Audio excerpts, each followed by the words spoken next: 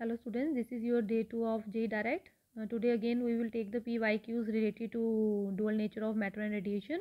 Question number 1 is 50 watt per meter square energy density of sunlight is normally incident on the surface of a solar panel. Some part of incident energy, 25% is reflected from the surface and the rest is absorbed.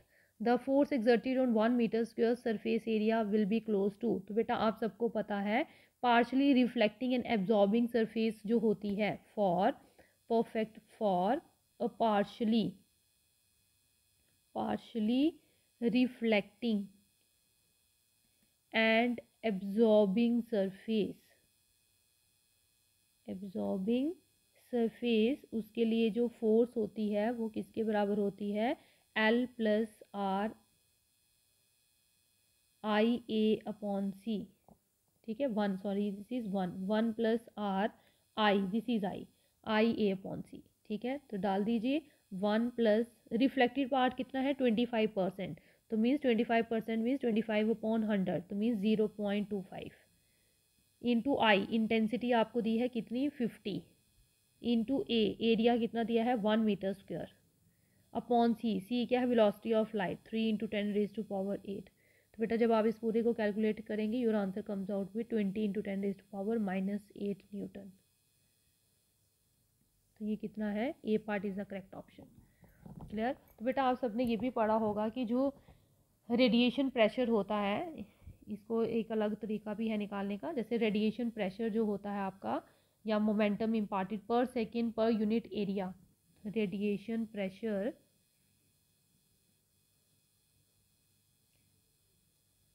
और momentum imparted पर second पर unit area वो जो radiation pressure होता है P वो किसके बराबर होता है 2L अपॉन सी होता है फॉर रिफ्लेक्शन के लिए फॉर रिफ्लेक्शन ऑफ रेडिएशन और L अपॉन सी होता है फॉर एब्जॉर्प्शन के लिए for absorption of radiation. L क्या है यहाँ पे इंटेंसिटी ऑफ लाइट. तो अब इस केस में जैसे हमारे केस में क्या है 25% रिफ्लेक्शन हो रही है. तो बेटा अगर 25% रिफ्लेक्शन हो रही है तो 100 में से 25 निकाल लीजिए 75% एब्जॉर्प्शन होगी. तो जो हमारा रेडिएशन प्रेशर होगा रेडिएशन प्रेशर वो किसके इक्वल हो जाएगा it is equal to force per unit area. ये फोर्स पर यूनिट एरिया के इक्वल होता है. फोर्स पर यूनिट एरिया ही है ये. This force exerted on 1 metre square surface area. तो ये फोर्स पर यूनिट एरिया ही है. क्लियर हो गया. तो force per unit area radiation pressure force per unit area के इक्वल होता है और वो रेडिएशन प्रेशर इसके बराबर होता है. तो अब यहाँ पे रिफ्लेक्शन भी है एब्जॉर्प्शन भी है. रिफ्लेक्शन कितनी है 2L अपॉन सी. ठीक है और कितनी परसेंट रिफ्लेक्शन है मल्टीप्लाई कर दीजिए 25% है 25% means 25 upon 100 plus L upon C है और एब्जॉर्प्शन कितनी है 75% मीन्स 75 अपॉन 100. तो जब आप इसको कैलकुलेट करेंगे ये कितना बन जाएगा आपका 1/2 इंटू 1/c प्लस ये बन जाएगा 3/4 into 1/c sorry L/c. Clear हो गया. तो यहाँ पे कर लीजिए इसको. जब आप इसको सॉल्व करेंगे तो ये आपका कितना आ जाएगा L/c कॉमन आएगा. तो जब आप इसको सॉल्व करेंगे ये आपका बन जाएगा 5/4 इंटू L अपॉन सी. क्लियर. तो डाल दीजिए वैल्यू 5/4 इंटू L क्या है आपकी इंटेंसिटी कितनी दी है 50 वाट पर मीटर स्क्वायर और सी क्या है वेलोसिटी ऑफ लाइट 3 इंटू 10⁻⁸. तो जब आप इसको सॉल्व करेंगे 5/4 इंटू 50/3 इंटू 10⁻⁸ तो ये भी आपका कुछ आएगा 20.83 इंटू 10⁻⁻8. तो means 20 into 10⁻⁻8 is the correct option. Clear. तो दोनों तरीके से आप निकाल सकते हैं. नेक्स्ट क्वेश्चन क्या है बेटा in a photoelectric effect the threshold wavelength is 380 nanometer. If the wavelength of incident light is 260 nanometer, maximum kinetic energy of emitted electrons will be. तो फोटो इलेक्ट्रिक इफेक्ट एक्सपेरिमेंट दिया है जिसमें thresh hold wavelength आपको दी गई है incident light की wavelength भी आपको दी गई है. आपको मैक्सिमम काइनेटिक एनर्जी निकालनी है एमिटेड फोटॉन्स की. तो बेटा आप सबको पता है मैक्सिमम काइनेटिक एनर्जी जो होती है वो किसके बराबर होती है मैक्सिमम काइनेटिक एनर्जी जो होती है ½ mv². यहाँ इसको ई रहने दे सकते हैं आप. वो किसके बराबर होती है H nu minus H nu naught के H nu minus H nu naught. ठीक है एच न्यू क्या है या इसको ऐसे भी लिख सकते हैं H C upon lambda minus H C upon lambda naught. Clear. यही होती है. ठीक है तो अब आपको उन्होंने बोला है एनर्जी जो है गिवन इन इलेक्ट्रॉन वोल्ट इसके बराबर होती है। ठीक है, तो बेटा ये क्या बन जाएगी आपकी एच सी जो है ये आपकी दी हुई है कितनी आ जाएगी 1237 अपॉन लैम्डा आ जाएगा ये नैनोमीटर में। ठीक है, इलेक्ट्रॉन वोल्ट अपॉन नैनोमीटर। ठीक है, तो ये भी क्या बन जाएगी 1237 अपॉन लैम्डा नॉट नैनोमीटर में। क्लियर हो गया? तो आप इसको सॉल्व कर लीजिए, ये कितना आ जाएगा आपका। तो बेटा यहाँ से 1237 जो है ये बाहर आ जाएगा, 1/λ माइनस 1/λ0 आ जाएगा। क्लियर? तो डाल दीजिए वैल्यू 1237 आ जाएगा। 1/λ आपको दिया है, लैम्डा कितना दिया है आपको, थ्रेश होल्ड वेव लैम्डा दिया है आपको 260, 1/260 आ जाएगा माइनस 1/380 आ जाएगा। ठीक है, तो जब आप इसको सॉल्व करेंगे ये बन जाएगा 1237, ये यहाँ पे आ जाएगा 380 माइनस 260 और अपॉन 380 इंटू 260। तो जब आप इस पूरे को सॉल्व करेंगे तो ये आपका आंसर कितना आ जाएगा, कुछ 1.5 इलेक्ट्रॉन वोल्ट। तो 1.5 कौन सा है, ये C part is the correct option. Next question क्या है बेटा, third question, two particles move at right angle to each other, their de Broglie wavelengths are λ1 and λ2 respectively. The particles suffer perfectly inelastic collision. The de Broglie wavelength lambda of the final particle is given by. तो दो आपके particles हैं जो कैसे move कर रहे हैं right angle to each other. ये अगर इस तरह से मूव कर रहा है आपका P1, तो P1 किसके बराबर आ जाएगा H/λ1। और एक दूसरा पार्टिकल है वो कैसे मूव कर रहा है इसके परपेंडिकुलर, तो मतलब वो ऐसे मूव कर रहा है।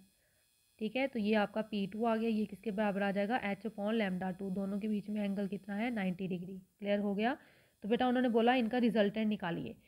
जो इनकी रिजल्टेंट होगी, तो particle suffer in elastic collision suffer कर रही है, डी ब्रॉगली वेवलेंथ निकालनी है आपको फाइनल पार्टिकल की। तो बेटा ऑब्वियसली यहाँ पे कंजर्वेशन ऑफ मोमेंटम लगा लीजिए एक, परपेंडिकुलरली ये एक दूसरे के साथ कोलाइड कर रहे हैं, मतलब मूव कर रहे हैं, collide in elastically collide move कर रहे हैं, तो so they move as a single particle. ये आफ्टर कोलिजन एक ही पार्टिकल बन जाएगा। क्लियर हो गया? तो इन इलास्टिक है ना, परफेक्टली इन इलास्टिक कोलिजन है, तो यहाँ पे मोमेंटम कंजर्वेशन लगाइए और वेक्टर एडिशन लगा लिए, तो नेट मोमेंटम जो होगा आपका पी नेट बेटा वो किसके बराबर आ जाएगा, आप सबको पता है अंडर रूट क्या होता है, P1 square plus P2 square plus 2P1 P2 cos theta, theta कितना है 90 डिग्री, कॉस 90 0 होता है, तो आपका जो पी नेट होगा वो किसके बराबर आ जाएगा under root P1 square plus P2 square के, क्योंकि ये टर्म तो ज़ीरो हो जाएगी। और ये क्या आ जाएगा पी नेट क्या आ जाएगा आपका 1/λ, सॉरी पी नेट क्या आ जाएगा आपका, पी रहने दीजिए आपको, ये P1 क्या है आपका H/λ1 का स्क्वायर हो जाएगा ये, प्लस P2 क्या है H/λ2 का स्क्वायर हो जाएगा ये, λ2 का होल स्क्वायर। तो ये क्या बन जाएगा आपका H/λ1 स्क्वायर प्लस ये बन जाएगा H/λ2 का होल स्क्वायर रूट के साथ। क्लियर हो गया? और पी नेट पी किसके बराबर आएगा बेटा, पी किसके बराबर होता है, अगेन पी किसके बराबर होता है H/λ, तो लैम्डा नेट आ जाएगा यहाँ पे भी, तो ये भी क्या आ जाएगा H/λ नेट। स्क्वेयरिंग कर दीजिए बेटा बोथ साइड्स। ठीक है, तो जब आप दोनों साइड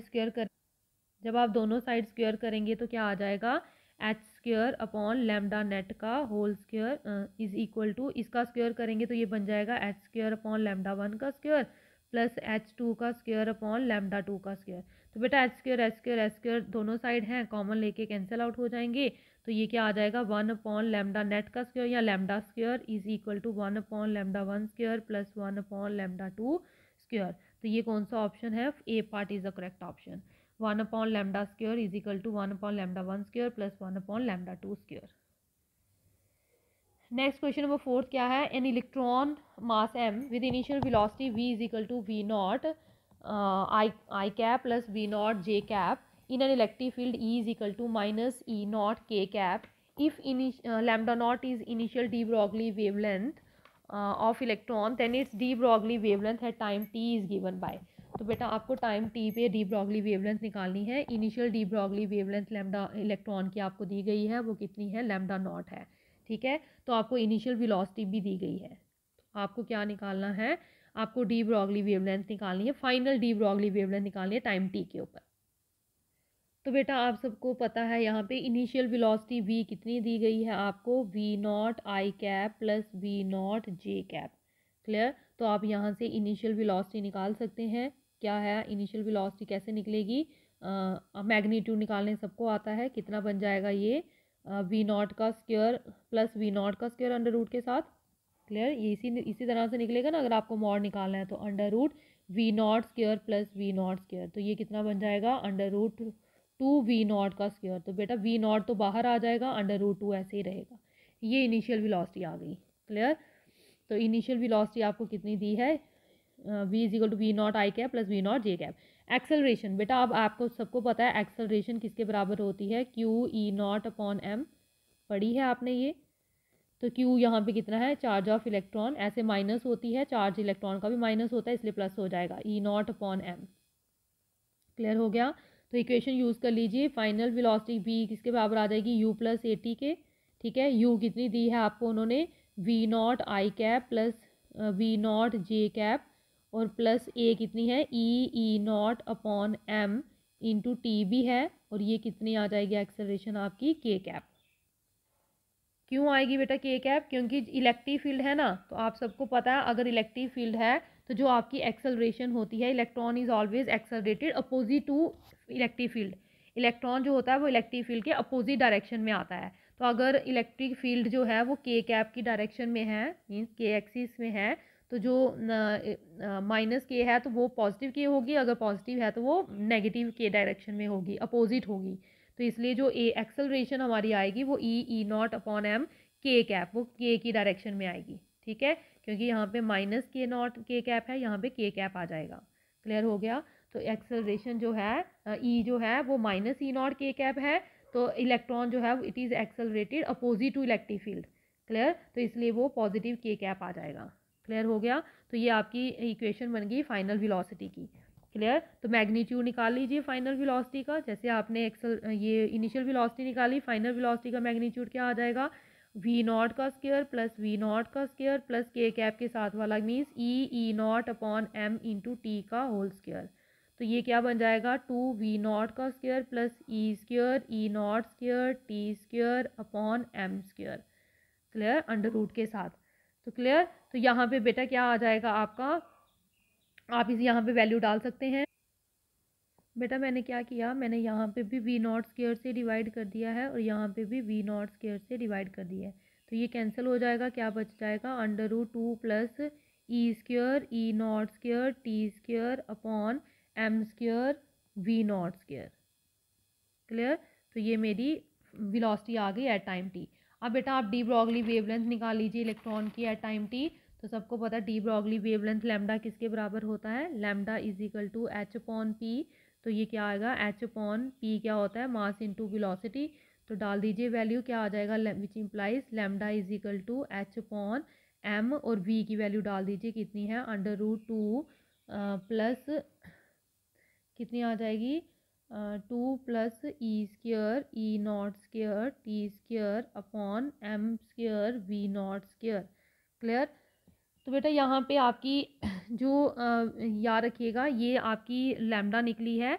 अगर आपने लैम्डा नॉट निकालना है, D initial D Broglie wavelength आपको लैम्डा नॉट दी है, तो बेटा लैम्डा नॉट जो होगा वो किसके बराबर होगा, एच अपॉन एम, और वी एम, वी कितना है बेटा यहाँ पे, इनिशियल वेलोसिटी कितनी है, v naught root 2, v naught root 2। तो ये इनिशियल वेवलेंथ निकली है, this is final wavelength m2 plus. ठीक है, तो दोनों को अगर आप यहाँ पे कंपैरिजन करें, डिवाइड करें, तो क्या आ जाएगा आपका लैम्डा अपॉन लैम्डा नॉट, किसके बराबर आ जाएगी वो। तो जब आप दोनों को डिवाइड करेंगे लैम्डा लैम्डा को, तो एच एच कैंसिल हो जाएगा, एम एम भी क्या हो जाएगा, कैंसिल आउट हो जाएगा। तो क्या बन जाएगा, लैम्डा अपॉन लैम्डा नॉट में ये जो है ये ऊपर चला जाएगा। ठीक है, और ये वाला क्या आ जाएगा, नीचे आ जाएगा। सॉरी बेटा, इधर से थोड़ा सा हमने गलती कर दी थी। यहाँ पे अगर हमने वी नॉट स्क्वायर से डिवाइड किया है तो वी नॉट से मल्टीप्लाई भी करना पड़ेगा। तो जब वी नॉट से मल्टीप्लाई भी करेंगे वी नॉट स्क्वायर से, तो रूट के बाद वी नॉट बाहर आ जाएगा। ठीक है, तो ये वी नॉट आएगा, वी नॉट अंडर रूट 2 में। तो यहाँ पे भी क्या बन जाएगा, वी नॉट इंटू। क्लियर, तो जब आप इसको कैलकुलेट करेंगे अब डिवाइड करके, तो क्या आ जाएगा आपका, वी नॉट अंडर रूट 2 ऊपर चला जाएगा, और ये वाला टर्म जो है v naught under root plus E square E naught square T square upon m square we naught square ऊपर रहेगा, वी नॉट भी कैंसिल हो जाएगा, लैम्डा नॉट को उस साइड ले जाइए तो आपका क्या बन जाएगा is equal to lambda naught under root 2 upon under root 2 plus E square E naught square T square upon m square we naught square. Clear, ये बनेगा तो लैम्डा, ठीक है, ये क्या आ जाएगा आपका लैम्डा आ जाएगा। अब बेटा आपको देखिए यहाँ पे ऑप्शन में लैम्डा अंडर रूट 2 जो है उसके साथ 1 दिया है यहाँ पे, ठीक है। तो अगर तो इसका मतलब अंदर अगर 2 है 2 वाली टर्म है तो उधर अंडर रूट 2 नहीं आएगा, तो इसका मतलब आप इसको क्या करना पड़ेगा, मैंने क्या किया दोनों मैंने क्या किया बेटा यहाँ पे 2 के साथ क्या किया अगेन, जैसे वहाँ पे वी नॉट स्क्वायर के साथ डिवाइड एंड मल्टीप्लाई किया था, यहाँ पे 2 के साथ मैंने इधर भी 2 के साथ डिवाइड कर दिया, इधर भी 2 के साथ डिवाइड कर दिया और 2 के साथ क्या कर दिया रूट के अंदर मल्टीप्लाई भी कर दिया। क्लियर, तो ये 2 और 2 कैंसिल आउट हो जाएंगे, तो ये 2 जो है ये बाहर अंडर रूट 2 बन जाएगा, ठीक है। तो अंडर रूट टू कैंसिल हो जाएंगे तो ये आ जाएगा लैम्डा इज इक्वल टू क्या आ जाएगा आपका lambda is equal to lambda naught upon under root 1 plus E square E naught square T square upon 2m square we naught square. Clear, तो ये आपकी इक्वेशन बन जाएगी lambda is equal to lambda naught under root 1 plus E square E naught square T square upon 2m square we naught square. तो C part is the correct option. Clear हो गया बेटा, तो इस तरह से आपका ये क्वेश्चन जो है वो निकल जाएगा। नेक्स्ट क्वेश्चन क्या है बेटा, a particle p is form due to a completely inelastic collision of particles x and y having d Broglie wavelengths lambda x and lambda y respectively। कैसी collision हो रही है, completely inelastic collision है। if x and y were moving in opposite direction then the d Broglie wavelength of p will be। अब यहाँ पे जो ये मूव कर रहे हैं ये अपोजिट डायरेक्शन में मूव कर रहे हैं दोनों, तो आपको डी ब्रॉगली वेवलेंथ निकालनी है इस पार्टिकल की।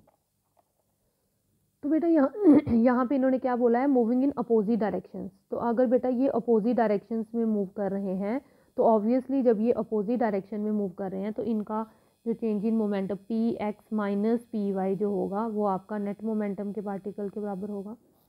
क्लियर हो गया, नेट मोमेंटम होगा, आप पी बोल सकते हैं आप, ठीक है, क्योंकि अपोजिट डायरेक्शन में है तो ये माइनस हो जाएंगे, ठीक है। अब आप सबको पता है जो पी एक्स होगा, पी एक्स वो किसके बराबर होता है एच अपॉन लैम्डा एक्स, और जो पी वाई है वो किसके बराबर है h upon lambda y. Clear, अब ये जो दो पार्टिकल्स हैं बेटा ये कोलाइड कर रहे हैं एक्स और वाई, तो कोलिजन के बाद ऑब्वियसली कम्प्लीटली इनइलास्टिक कोलिजन है तो ये एक सिंगल पार्टिकल बन जाएगा, ठीक है, तो ये सिंगल पार्टिकल बनेगा। क्लियर, तो कोलिजन के बाद ये सिंगल पार्टिकल बन जाएगा, ठीक है। तो इनका लीनियर मोमेंटम क्या है कंजर्व रहेगा, बट काइनेटिक एनर्जी कंजर्व नहीं होती है इलास्टिक कोलिजन में। क्लियर, तो यहाँ से अगर आप देखें तो बेटा पी जो होता है it is inversely related to lambda, ठीक है।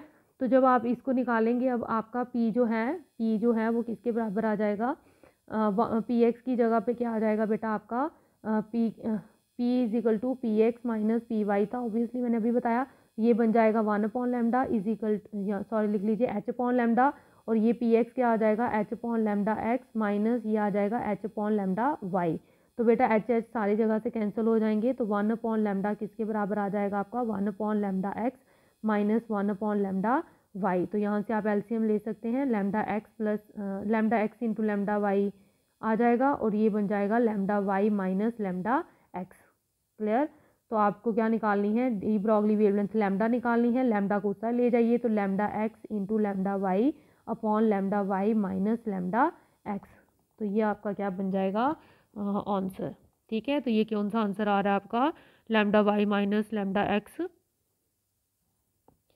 तो इसको आप मॉड में रख सकते हैं, तो मॉड में वैल्यू जो होगी वो हमेशा क्या रहेगी आपकी पॉजिटिव रहेगी। तो ये कौन सा ऑप्शन बन रहा है आपका बी पार्ट, ठीक है। तो आपने lambda Y minus lambda X लीजिए, lambda X minus lambda Y लीजिए, तो ऑब्वियसली आपका आंसर सेम रहेगा क्योंकि दिस इज़ मॉड, ठीक है। यहाँ पे हम वैल्यू कौन सी ले रहे हैं, मॉड वैल्यू ले रहे हैं, क्योंकि हमारा यहाँ पे अगर हम पी की बात करें तो ये भी हमारा मॉड में आएगा, ठीक है।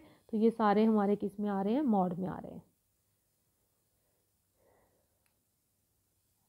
नेक्स्ट क्वेश्चन क्या है बेटा, an electron of mass m and magnitude e, ठीक है, एक इलेक्ट्रॉन है जिसका मास m है और मैग्नीट्यूड e है, initially at rest gets accelerated by a constant electric field e, the rate of change of de Broglie wavelength of this electron at time t ignoring relativistic effects is. तो बेटा ये क्या बन जाएगा, बेटा सबको पता है आपकी जो एक्सेलरेशन होती है, एक्सेलरेशन a, वो किसके, इनिशियल एक्सेलरेशन वो होती है force upon mass, F is equal to M में, तो A is equal to F upon M. F किसके बराबर होता है, E into E upon M. E यहाँ हम पॉजिटिव ले रहे हैं, मॉड ई ले रहे हैं, क्लियर हो गया। ई का हम पॉजिटिव चार्ज ही लेंगे। वेलोसिटी आफ्टर टाइम टी, तो बेटा वी किसके बराबर आ जाएगी, सबको पता है यू प्लस ए टी होती है। अब यू उन्होंने बोला इनिशियली एट रेस्ट है, तो यू ज़ीरो है, इसका मतलब ए टी बन जाएगा, ये बन जाएगा mod E into E upon m into t, ठीक है, वेलोसिटी एट टाइम टी। तो मोमेंटम जो होता है बेटा आपका वो किसके बराबर होता है, मोमेंटम किसके बराबर आता है, मोमेंटम इलेक्ट्रॉन का मास इंटू वेलोसिटी। तो वेलोसिटी हमने निकाल ली, ये बन जाएगा एम वी मोमेंटम। तो ये एम एम कैंसिल हो जाएंगे यहाँ से, ये ऐसे आ जाएगा एम, वी की वैल्यू डाल दीजिए mod E into t upon m, तो ये कैंसिल आउट हो जाएगा। तो मोमेंटम क्या आ गया, mod E into T. Clear हो गया। तो डी ब्रॉगली वेवलेंथ निकाल लीजिए। अब आपको क्या निकालनी है, आपको डी ब्रॉगली वेवलेंथ निकालनी है इस इलेक्ट्रॉन के टाइम टी। तो डी ब्रॉगली वेवलेंथ लैम्डा किसके बराबर होती है, एच अपॉन पी, जिसको हम लिख सकते हैं एच अपॉन पी, ये मोमेंटम है हमारा, ये कितना है mod E into T. Clear.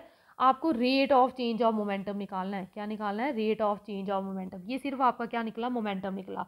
तो बेटा therefore rate of change of momentum, rate of change of momentum, तो वो क्या आ जाएगा, D lambda upon D T is equal to, जब बेटा एच अपॉन मॉड ई और ई ये है, ये तो कांस्टेंट है, तो डिफ्रेंसिएशन किसकी आएगी, टी की। तो टी की डिफ्रेंसिएशन टी की पावर -1 आ जाएगा, D upon D T. Clear. तो यहाँ पे क्या बन जाएगा, ये बन जाएगा माइनस, आप लिख सकते हैं इसको एच अपॉन मॉड ई, पढ़िए ऐसा आप सबने डिफ्रेंसिएशन, -1 ई की पावर -1 मीन्स -2। क्लियर, ये बन जाएगा। तो ये क्या आ जाएगा, minus H upon mod E into E, T की पावर -2 को आप नीचे +2 लिख सकते हैं। तो नेगेटिव साइन शोज सिर्फ यही बता रहा है कि वेवलेंथ डिक्रीजेज विद टाइम, ठीक है। तो नेगेटिव साइन, तो ये आपका आ गया rate of change of wavelength, sorry rate of change of momentum, sorry rate of change of de Broglie wavelength, ठीक है। तो डी ब्रॉगली वेवलेंथ क्या आया, minus lambda mod E upon mod E into E, C part is the correct option, minus H upon mod E into T square. Clear. तो this is rate of change of de Broglie wavelength है, not it's momentum, it's D Broglie wavelength, D Broglie wavelength, क्योंकि हमने wavelength ही निकाली थी ना, उसी को हमने डिफ्रेंशिएट किया है। तो डी ब्रॉगली वेवलेंथ। क्लियर।